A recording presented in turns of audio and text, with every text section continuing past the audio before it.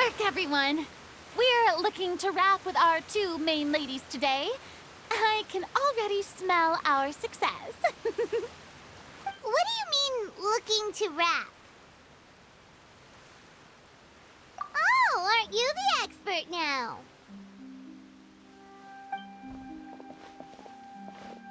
This upcoming scene is the two musketeers' final confrontation with the Baron. There will be quite a bit of action, but no choreography beyond what we've already rehearsed. Anyway, get ready. Lights, camera, action! The view is beautiful tonight. It reminds me of that fateful night 10 years ago. And now that I've said it, I can even make out the faint fragrance of herbal tea in the air. Enough, villain! It's time that you pay for the death of our mother! My dear Iris, have you forgotten your manners? How can you speak like this to your own father? I'd sooner swallow all of my teeth than call you father. What did I expect? Seems the daughters have turned out to be just as obstinate as their foolish mother. In this world, mora and status is everything. She thought she could blackmail me using her children and force me to grant her recognition and concessions? Ah, how naive can a woman be? Mother never asked a single thing of you. All she wished was for us to live a peaceful life, just like the others. It was you who personally brewed the poison of prejudice and sent Mother to her death. Compared to that deadly poison, the 2 bullets that will soon pierce through your heart will be like sweet mercy. And that's exactly why I said you're just as naive as her. Did you really think 2 muskets would be enough to defeat me? So let's see. What is stronger? Mora and power, or the 2 muskets in your hands? Get them! Tulip! There are too many of them! It'll be okay. We'll cover each other, Iris. And Mother will be watching over us, too. You've lost. To think I'd lose to my own 2 kids. We are no children of yours, and we'll never call that place our home. Then tell me, what did you do all this for? You lost your mother, and will soon kill your father as well. What will you gain in the end, other than sentences for your crimes? We will gain our long-awaited justice.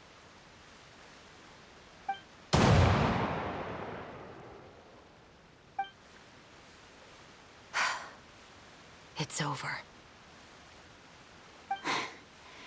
Finally, it's over.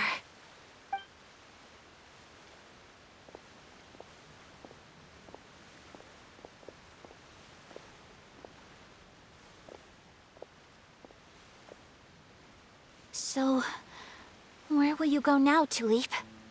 I'm not too sure, Iris. Maybe somewhere with lots of flowers? After all, Mother always did love going where the blossoms were. What about you?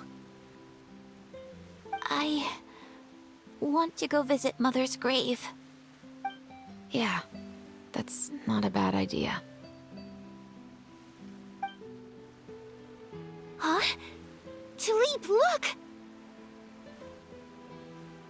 What is it? It's Mother's favorite. The rainbow rose. Look, it's blooming again.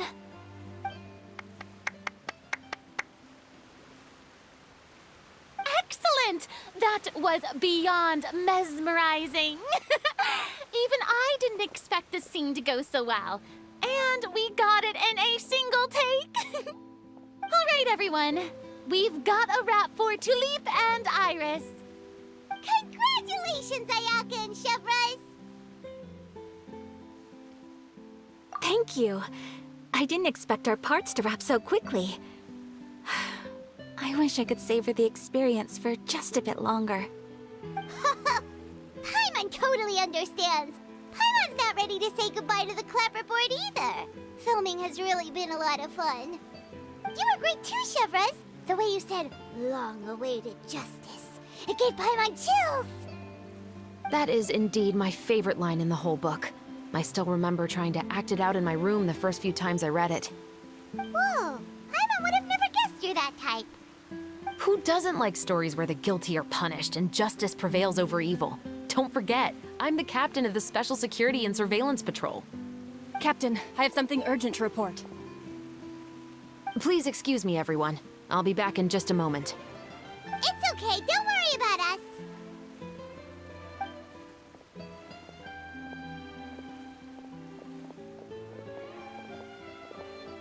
Oh? Was she whisked away by work already? I was just about to tell her how great she did. It seemed like some urgent official business. Then perhaps we should thank the stars that we were able to wrap both of your parts so quickly today. Switching around the filming schedule would have been a real pain. Anyway, I actually came over to let everyone know that we're all done for today. You can go home and get some rest. And one last thing, Miss Ayaka. Your acting skills today were immaculate as always.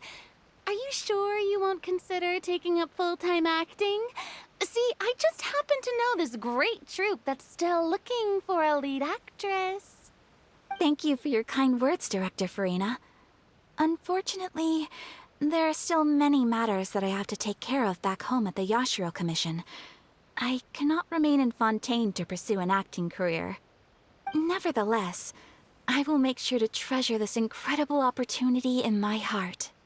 Oh, that's a shame. But I understand. Just let me know if you ever change your mind. I believe it's also about time for me to take my leave. But hopefully I'll see you on set over the next few days. Even though my part's wrapped, I'd still like to swing by and help out the crew. See you tomorrow, Traveler and Paimon. Yep, see you tomorrow. Well, what should we do next? Maybe we'll go investigate the case some more with Chevres today. Traveler, Paimon, please come with me. Huh? Where are we going? You could say that our ship has finally chanced upon one of those small, remote islands of intel.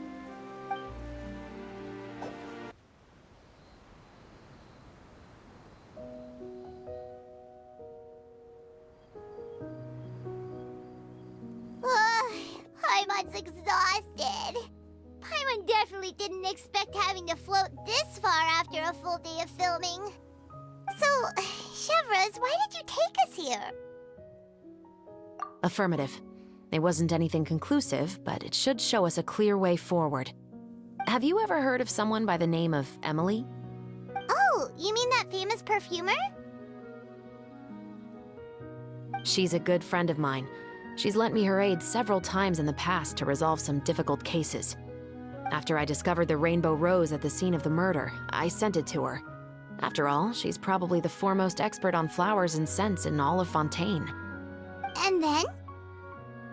There was nothing remarkable about the flower or the trace amounts of soil left on it.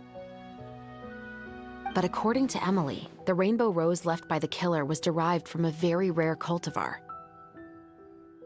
Huh. Paimon didn't know that there were different varieties of rainbow rose. Paimon just thought they grew everywhere in the wild. Flowers that are deliberately cultivated will always show some different features from those that bloom in the wild. We already knew that the rose left at the scene belonged to a special cultivar, but with Emily's expertise, we were able to pinpoint the place where it was first picked from. Oh, Paimon gets it now. So whoever first planted that rainbow rose was probably the killer. Precisely. And after we checked what we learned against some sales records from the past, we discovered that there's only one person in all of Fontaine who could grow and sell this specific cultivar. Really? And who is it? It's the novelist. But didn't you say he had an alibi? To be clear, I haven't changed my mind about him. I still don't think he was the one who pulled the trigger. However, that doesn't mean the true culprit never visited him at his home or never purchased a rainbow rose from his garden. Whatever the case, we will have to confirm a number of things with him. So you mean the next place we need to go is... Yes, we're going to pay him a visit at his home.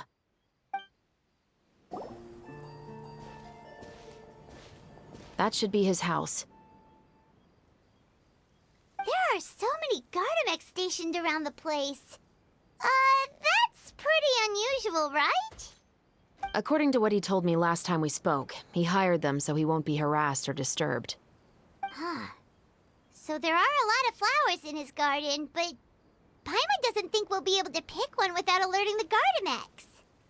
Right, which is exactly why I think there has to be a special connection between him and the killer. So, should we knock? Just wait here for now. I'd like to take care of a number of those Gardamex first. But they're so far away. How are you planning to do that? Don't forget, Paimon, I'm actually the real-life captain of the Musketeers.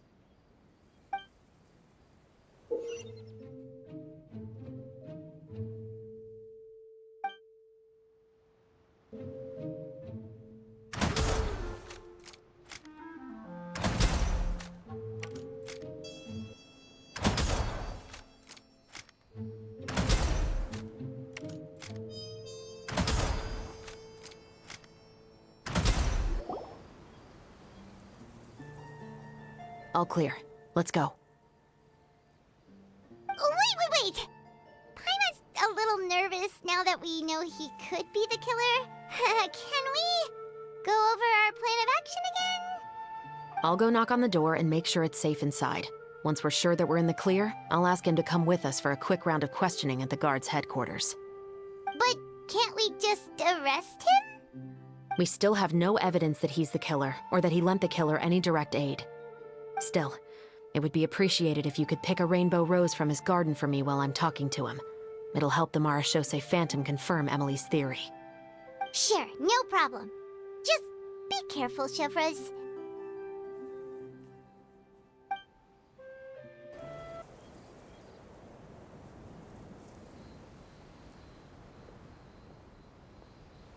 Excuse me, Mr. Baptiste, are you home?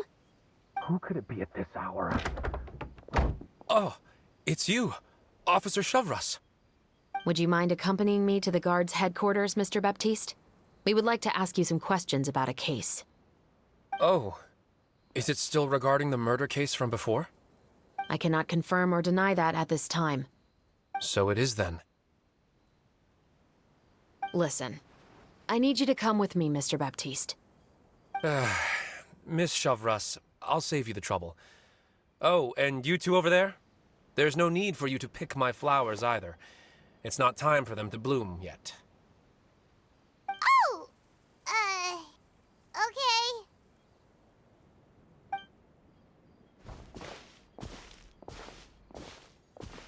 By saving me the trouble, you mean... I will confess, I was the killer. Huh? He just admitted he's guilty! Please relax, everyone. I'm not armed. The musket you're looking for has been buried in my backyard. Then it's my responsibility to inform you, Mr. Baptiste, that everything you say right now will be used as evidence for the inevitable trial. Yes, I am perfectly aware of that. I must say, I hate this feeling. Oh? Is it because I confessed? Or because you've been proven wrong? Both, I suppose. For the same reason as the one I wrote out in my novel, of course. I did it to exact revenge. I know you haven't figured out the link between the two of us. Had you done so, I'd have been taken away to the headquarters a long time ago. But that won't stop me from always remembering his grotesque face. After all, he was the one who killed my mother. Your mother is still healthy and well. You know, I was adopted as a child. I was referring to my birth mother. That was never recorded in the orphanage's records. Please forgive a 6-year-old child for concocting some lies to protect himself after watching his mother die right in front of him. So, your novel, it was like a record of your life? No, of course not. It was a work of fiction with many embellished parts. But I am indeed the illegitimate son of a wealthy and influential man who abused his power to murder my mother. That part was 100% real. But the man you killed didn't have a Mora to his name. He was a hired assassin, an irredeemable beast who sank his fangs into a defenseless woman just for a few bags of Mora. But if that's really the truth, you wouldn't be telling us any of this now. You still haven't managed to take revenge against your father, the true mastermind behind it all. I never thought I'd hear that kind of thing from the captain of the Special Security and Surveillance Patrol. I'm simply skeptical about your motives. It's simple, really. I've grown tired of everything and don't want to shoulder this burden anymore. You may have considered me too soft to pull the trigger. Well, as it turns out, you are exactly right. I've become overwhelmed by the aftermath of the murder. So you're going to call a stop to your revenge, just like that? The true mastermind is too rich and too powerful for me. I've accepted that I will never be able to avenge my mother alone. And so what? The characters in your book never gave up. Now, Officer Shavras, I'm the one who has killed a man, aren't I? Are you trying to convince me to commit another crime? What's your father's name? How do you plan to prove the veracity of all of your claims? Well, I'd like to speak with you privately. Sure. Why don't we speak privately at the guard's headquarters? No, it has to be here. I must ensure that we won't be overheard. Fine. Let's talk here. When I said won't be overheard, I meant by anyone. I would like to speak with you and you alone.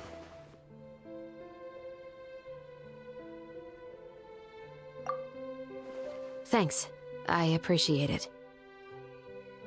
Please stay safe, Chevres.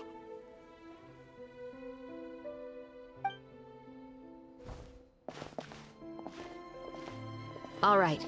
Let's hear it. Will you really believe what I'm about to say? Well, that depends on what you're going to tell me. Fair enough. Fair enough. Then listen closely.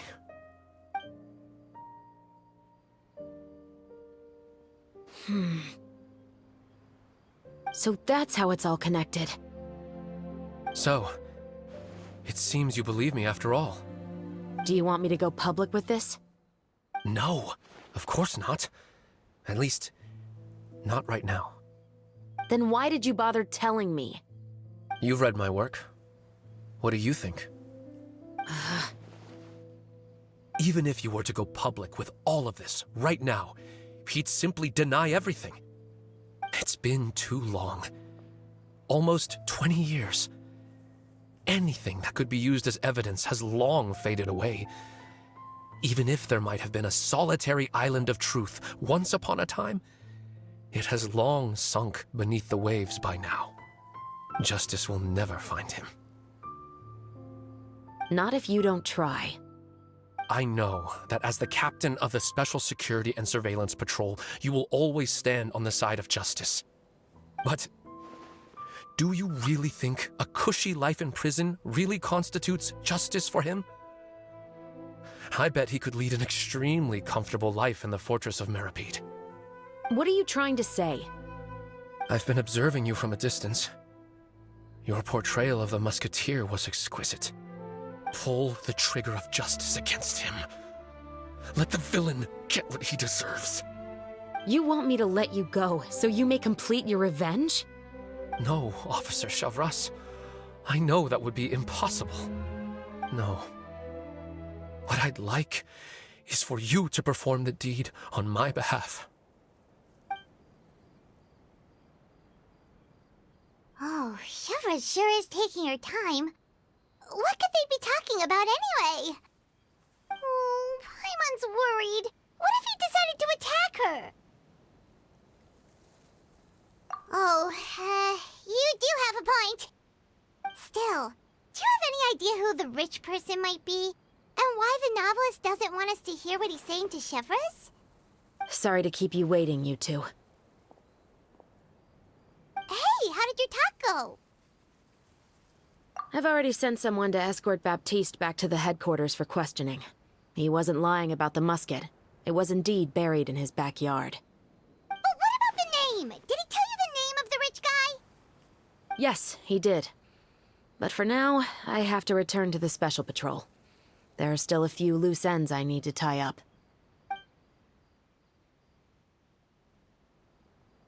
I'll probably be quite busy over the next few days, so apologies if you don't see me on set. All right, Paimon understands if you can't tell us everything you know. We'll just keep an eye on the Steambird then. Actually, there's still something else I need your help with.